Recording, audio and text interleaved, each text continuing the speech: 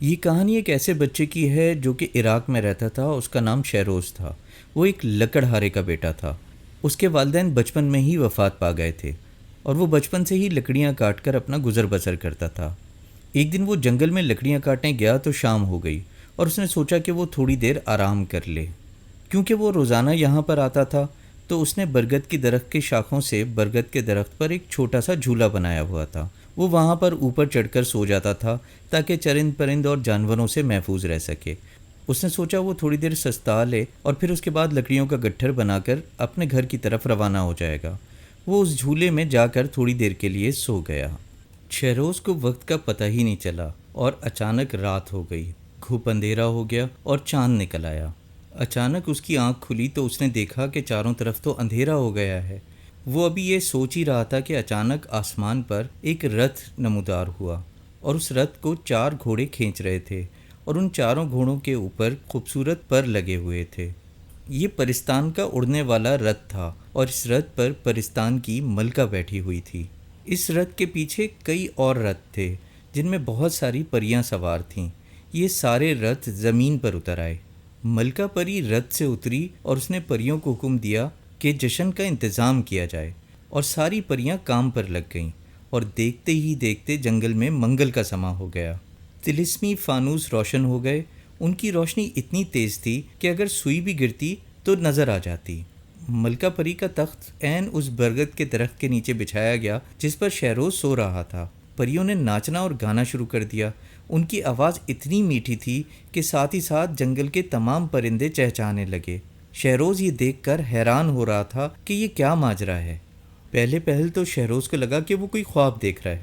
اس نے جلدی جلدی اپنی آنکھیں ملیں اور پھر اپنے دانتوں سے اپنی انگلی کو کاٹا مگر اس کو تو درد ہو رہا تھا.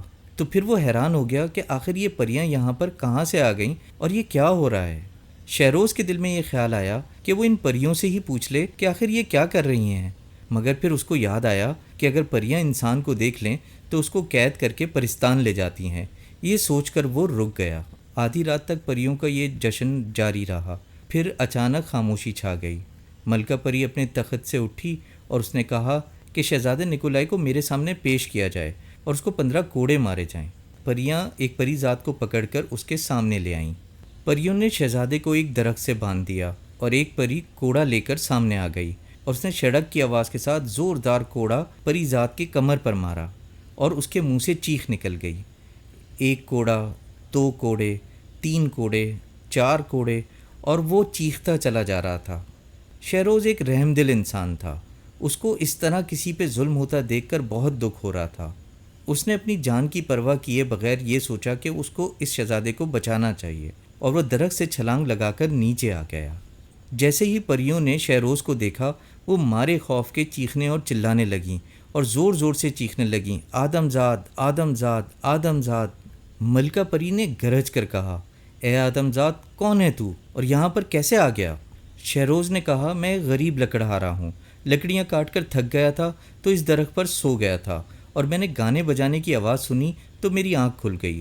مگر اس شہزادے پر ظلم دیکھ کر مجھ سے رہا نہ گیا اور میں اسی وجہ سے آپ کے سامنے آ گیا. شہروز نے ملکہ پری سے پوچھا، اے ملکہ پری، تم اتنی سنگ دل کیوں ہو؟ اس بیچارے سے کیا غلطی ہوئی کہ اسے اتنی سخت سزا دی جا رہی ہے؟ اس کا سوال سن کر ملکہ پری کی آنکھوں میں آنسو آ گئے. اس نے رندھی سی آواز میں کہا، تمہیں لگتا ہے میں سنگ دل ہوں؟ تم جانتے ہو یہ کون ہے؟ یہ میرا بیٹا ہے اور میں اس کو اتنی سخت سزا دے رہی ہوں تو اس کی کوئی نہ کوئی وجہ ضرور ہوگی. اور کیونکہ میں ملکہ ہوں تو قانون کی نظر میں سب برابر ہیں. پرستان میں غلطی چاہے مزدور سے ہو یا شہزادے سے، سب کو قانون کے مطابق سزا ملتی ہے. ہمارا قانون تمہارے ملک کے قانون کی طرح نہیں. دولت مند اور طاقتور بچ نکلتا ہے اور غریب کو سزا دی جاتی ہے. شہروز نے کہا، آپ بالکل صحیح کہہ رہی ہیں ملکہ پری. شہروز نے کہا کہ دولت مند اور طاقتور اس دنیا کے قانون سے تو بچ سکتا ہے مگر ایک عدالت ایسی ہے جہاں سے کوئی نہیں بچ سکتا اور وہ خدا کی عدالت ہے. شہروز نے پوچھا، مگر مجھے یہ تو بتائیں اس شہزادے سے غلطی کیا ہوئی ہے؟ ملکہ نے کہا، اس شہزادے نے سبز دیو کی چکنی چپڑی باتوں میں آ کر طلسمی موتی اس کے حوالے کر دیا. یہ اتنی بڑی غلطی ہے کہ پرستان کا پورا وجود خطرے میں پڑ گیا ہے. ہمارے دستور کے مطابق پرستان کا حاکم وہی بن سکتا ہے جس کے پاس وہ طلسمی شاہی موتی ہو. اب جو ہی میں مروں گی تو سبز دیو پرستان کا بادشاہ بن بیٹھے گا۔ وہ ظالم دیو اس لیے پرستان کا بادشاہ بننا چاہتا ہے کہ یہاں پر پیدا ہونے والی تمام فصلیں اور پھل اپنے دیو دوستوں میں بانٹ دے، اس طرح باقی سارے لوگ بھوکے مر جائیں گے، اور اگر پریاں مر گئیں تو پرستان خالی ہو جائے گا اور دیو اس پر قبضہ کر لیں گے۔ شہروز نے کہا یہ تو واقعی بہت بڑی غلطی کی ہے شہزادے نے۔ ملکہ نے کہا اسی غلطی کی سزا میں ہر چاندنی رات کو اس کو زمین پر لا کر کوڑے مارے جاتے ہیں۔ شہروز نے کہا کیا ساری پریاں مل کر سبز دیو سے موتی چھین نہیں سکتیں؟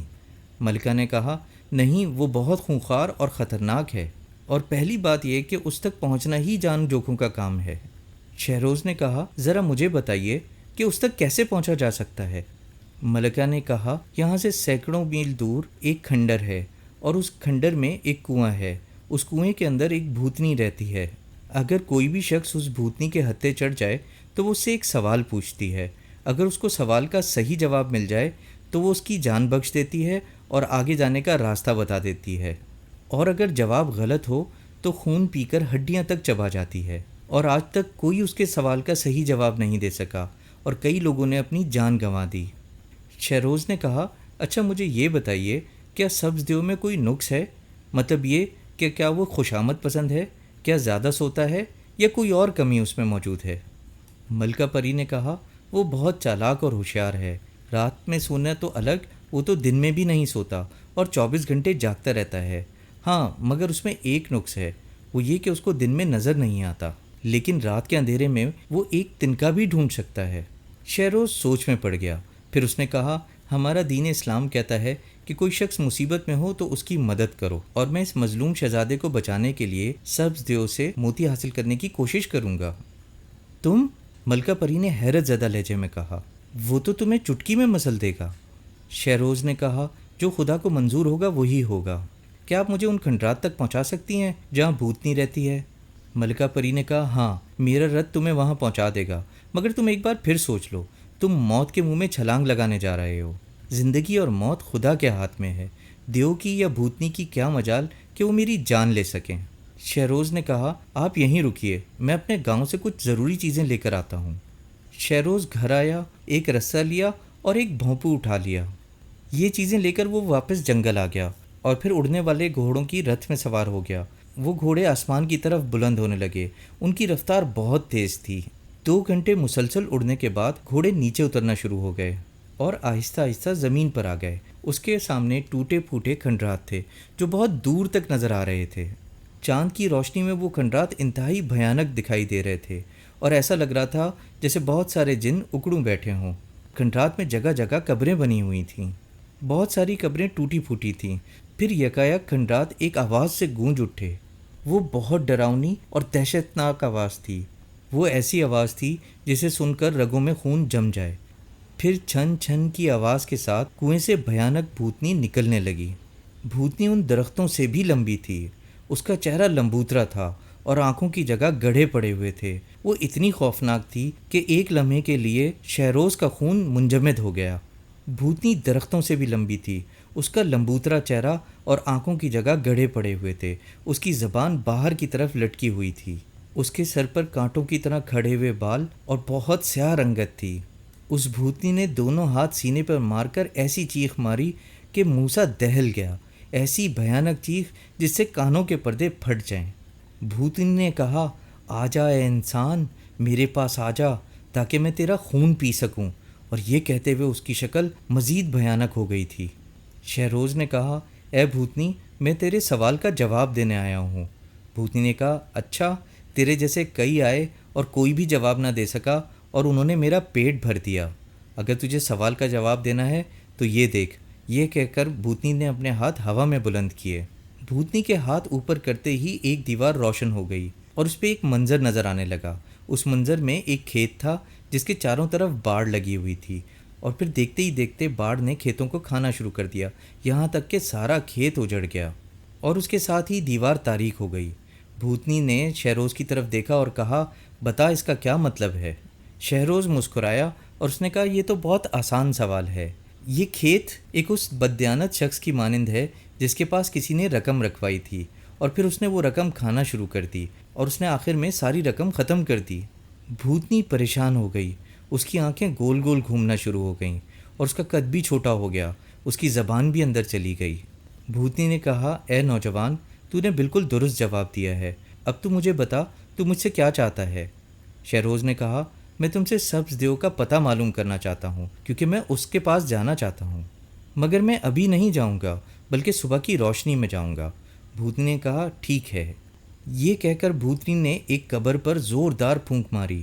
پھونک اتنی شدید تھی کہ قبر دو ٹکڑے ہو گئی اور اس میں سے ایک ڈھانچہ نظر آنے لگا جو کہ اٹھ کے کھڑا ہو گیا۔ اس کی ہڈیوں سے کڑکڑ کی آواز آ رہی تھی۔ اس ڈھانچے کا سارا جسم تو ہڈیوں سے بنا تھا مگر آنکھیں بالکل روشن انسانوں کی طرح تھیں۔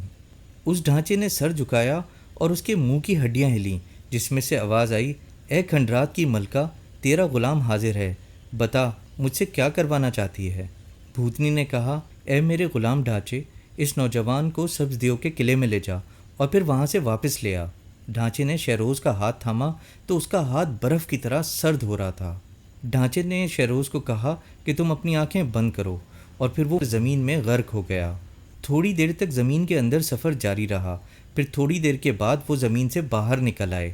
شہروز نے آنکھیں کھولیں تو سامنے اس کو عالیشان قلعہ نظر آیا جو کہ کالے پتھروں سے بنا ہوا تھا۔ ڈھانچے نے کہا، یہی ہے سبز دیو کا قلعہ، تم اندر چلے جاؤ، میں باہر تمہارا انتظار کرتا ہوں۔ دن کا اجالا پھیل چکا تھا۔ قلعے میں داخل ہونے سے پہلے اس نے اپنے اوپر عطر کی شیشی انڈیل لی تھی تاکہ دیو اس کی انسانی بو نہ سونگھ سکے۔ قلعے کے اندر بہت سارے باغات اور چشمے تھے۔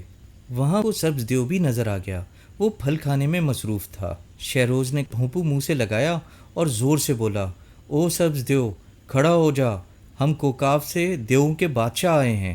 بھونپو سے آواز اس طرح نکلی جیسے بادل گرج رہے ہیں۔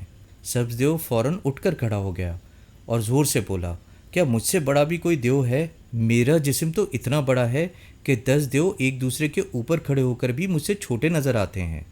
چپ رہو، ہماری شان میں گستاخی مت کرو، شہروز بھونپو میں زور سے بولا۔ ہمارا نام کڑوا کریلا دیو ہے اور تم ہمارے سامنے چیونٹی جیسے ہو۔ سبز دیو گھبرا گیا۔